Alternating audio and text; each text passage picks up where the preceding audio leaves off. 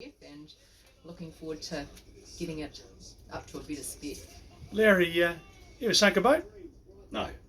You haven't? No. Good to know. Oh, No. shucks. No. In 40 years, that's 40 fantastic. years. Oh, there's been a couple of little mishaps, but yeah. Yeah, Well, everybody has a little mishap early in their career at some stage or another, and you learn off it. Most people learn off it and get away with it. So yeah, I'd say most people would be lying if they say they haven't had a little shake up just to wake themselves up. You ever fallen off a boat? No. Been on a boat where someone's fallen off? No. Do you buy lotto tickets? No, I just don't like paperwork.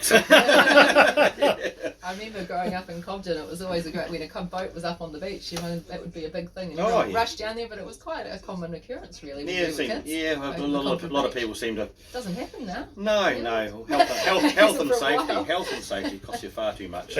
These days, they just bring the dozer down and they'll monster your boat on the beach and take it away in buckets and things like that. So they don't just pull them off anymore because there's too many rules and regulations for that. So, Now tell me, Larry, the ITQ system, it appears to have made things better. Would that be a fair comment? That's a fair comment, yes. Yep.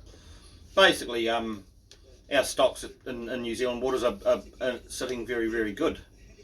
Much to the contrary of all environmentalists who sort of say otherwise, Most of these people who seem to have the bone to pick with commercial fishermen living in cities where there's big ports and lots of little boats who go out and fish on their doorstep and wonder why there's no fish there because they go there weekend in, weekend out, 1,000 boats a week. So, they can moan all they want and everything like that, but hey, look, our fisheries in good stead and the IT, the system is working very, very well. I love the way that those extreme greens, they go down to the supermarket and they buy their fish and then they head to Ponsonby and they have their latte and they criticise the old fishermen for doing this wrong, doing that wrong. Half of them have never got their feet wet. No, they wouldn't. Look, we could talk about this for about. How long have you got? Oh, sorry. I promise. Yeah. How important is a processor? Oh, this is important. We're all a team. That's it. Right from the ground, right from the start to the finish, we're all a team. We're all working together with our fish and fresh fish and what we've got on. We report our fish on a daily basis so that they pre-sell it before they even get it. So yeah. And can they say to you, look, we want X type of fish today, and you go and find it? Yep. How do you find them? Well, it's like a shopping basket at the supermarket, really. So you know what aisle each one's in. So yeah, pretty much. Our fishery with the bottom long lining's more target species more so than trawling, but trawling is much the same as well. But yeah, with our hooks we can target things a little bit better.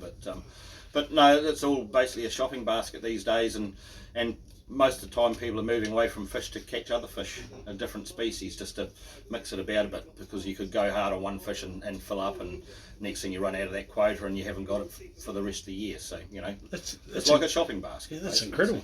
Yeah. How does the weather have an impact on when you go fishing? Like, do you go out in the rain? I don't anymore, but the crew do. So yeah.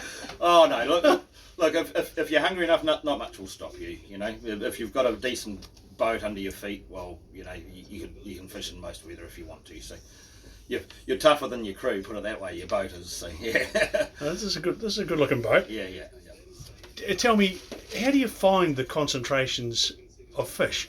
Are they all at one level? Are they all down the Oh look, in my fishery, it's basically like flying over the Southern Alps, and you're flying over a valley with a head valley, and the goats and the tar and everything live up in the rocks, and the deer live down in the bottoms of the valley, while our fish like the blue nose and the groper and everything, they'll live up in the rocks and the canyons underwater, and the ling will live down in the valleys. And so everything's at a different level. It's in a different level, yeah, in a different level, and the heads of the valleys and everything are probably where the best concentrations of fish are, just like animals are in the hills. So we fish all the undersea canyons and things like that. So it's what sort of wind and sea conditions are coming up that make you head back for port? When we start talking 5 to 7 metres and 40 to 50 knots, we'll sort of start thinking about shelter then. So yeah. You're joking, is it that bad? No, I'm not joking. Yeah, no, sort of, yeah. I'm lucky enough to fish the Fiordland coast, so we've got plenty of nice little wee parking spots we can go and hide away from the weather. So do fishermen get seasick? Yes. I know plenty of fishermen who get sick on the first day. Yes. And then come right. And then come right. Yeah. Well, you wouldn't want to Every come trip, right. or Every trip. Yes. Oh, poor buggers. Oh. Worse than a Zambuca hangover. Yeah. Now, what about I've read a lot about fishermen's superstitions. All right. Now, you got any of them? No, I was born on Black Friday, so I can't have any of them. No. What colour's your cat? Oh, we haven't got one. And yes, we put bananas on the boat. Look, everybody's got their superstitions, but not on here, no. Does a deckhand earn good money? Yes, if he's on the right boat. I used to put it down to 20% of the fish would catch 80% of the fish back in the day.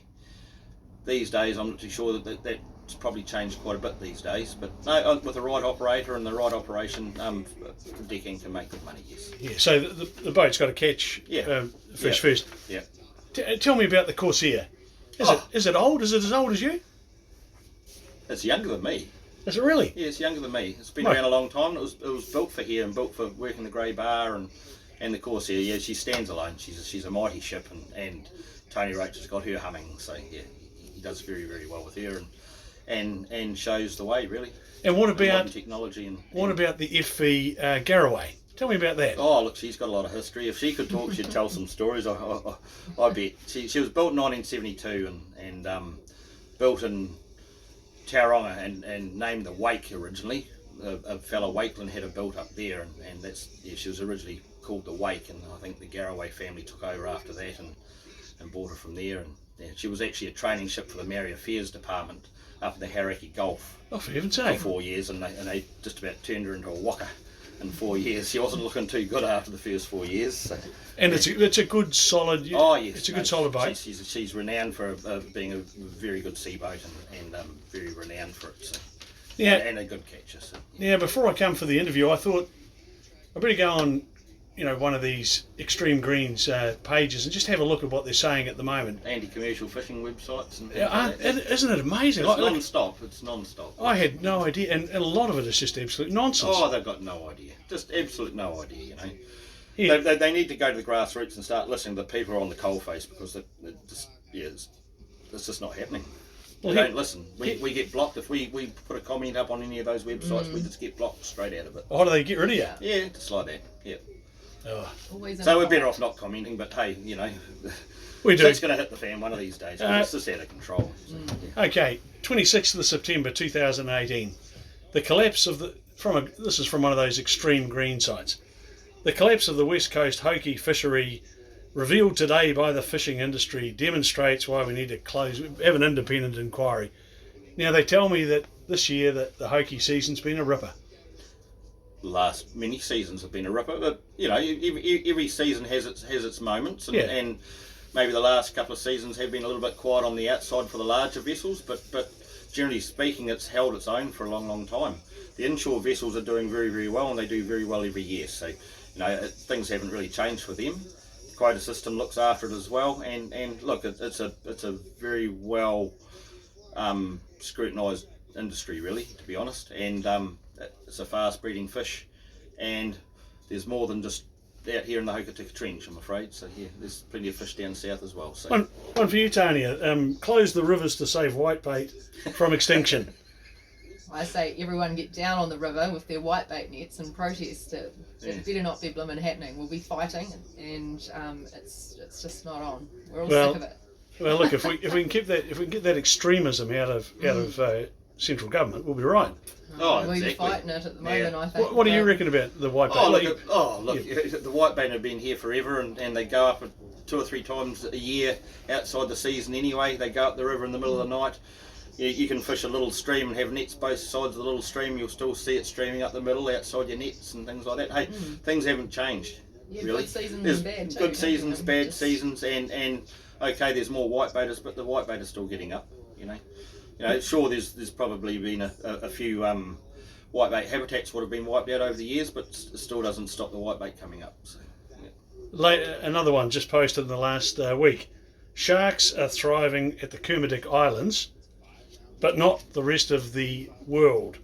Not the rest of New Zealand amid global decline. You're finding How you going with the sharks? Oh, they're still there. Are they? Still got big You teeth, see them you know. often? Yeah, I see them often. Yeah, no, we see them often.